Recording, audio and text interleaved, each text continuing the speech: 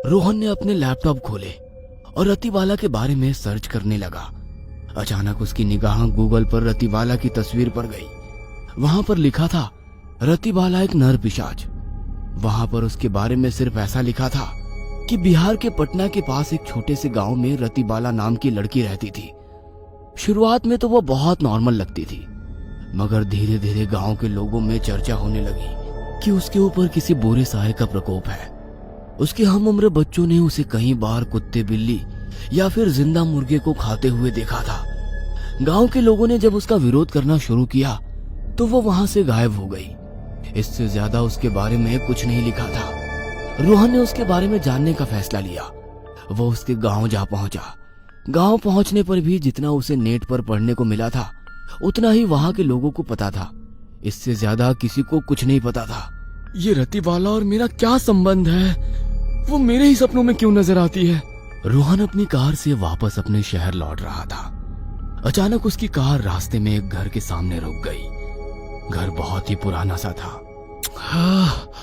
अब ये और क्या मुसीबत है? कार चलते चलते अचानक क्यों रुक गई? रोहन ने घर की ओर देखा तो ना जाने कि सम्मोहन में उस घर की ओर खींचा चला गया। दरवाजे को जैसे धक्का दिया तो दरवाजा अपने आप खुल गया। रोहन अंदर दाखिल हुआ तो पूरे घर की सजावट बहुत ही अजीब सी थी। कटे हुए सर, मरे हुए जानवरों की तस्वीरें, शमशान की तस्वीरें। सजावट देखकर रोहन को यकीन हो गया कि ये कोई सामान्य घर नहीं है। वो बाहर जाने वाला था कि उसके पैर अपने आप सीढ़ियों की ओर बढ़ने लगे। नीचे से ही चले जाओगे? ऊपर आकर हमसे मिलोगे नहीं? कौन है? मुझे कौन बुला रहा है? एक बार ऊपर तो आकर मिलो। तुम्हारे सारे सवालों के जवाब तुम्हारे पास होंगे। रोहन सम्मोहित होता हुआ उस आवाज की ओर बढ़ने लगा। सामने कमरे में एक महिला बैठी थी जिसके लंबे बालों से उसका पूरा चेहरा ढका हुआ था। कौन हो तुम? उस महिला ने जैसे ही अपना चेहरा ऊपर किया, रोहन डर के कारण 2 कदम पीछे हट गया। तुम तो रतिबाला हो। तुम यहाँ पर कैसे? आदेश, तुम पूछ रहे हो मैं यहाँ कैसे? मैं तो पिछले कई सालों से तुम्हारा यहाँ इंतजार कर रही हूँ।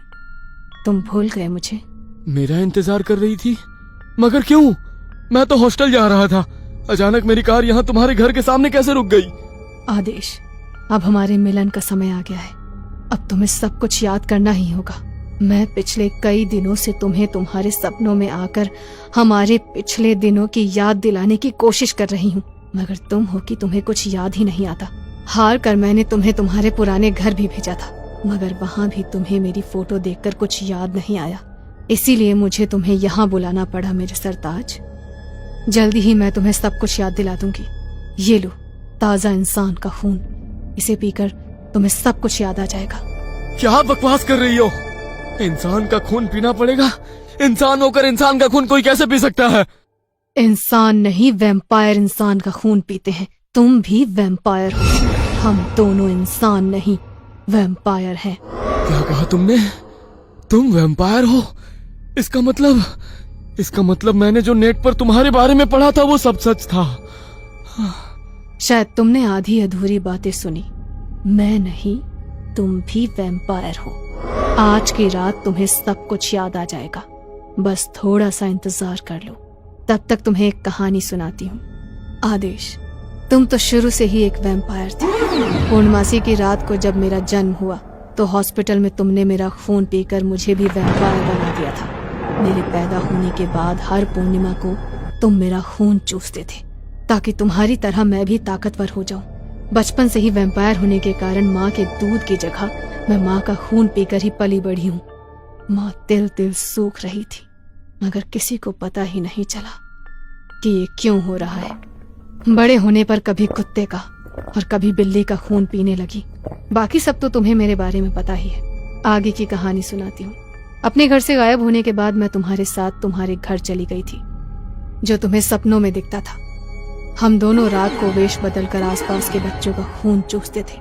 जब इंसानों को इसके बारे में पता चला तो हमें वो घर छोड़ना पड़ा और फिर हम जंगल में आकर बस गए। धीरे धीरे यहाँ जंगल में पूरी बस्ती हो गई थी। एक दिन एक गांव वालों ने तुम्हें बच्चों का खून चूसते हुए देख लिया था। और उस दिन तुम्हें जिंदा जलाकर मार दिया था। क्या अजीब कहानी है। कहानी नहीं, हकीकत है।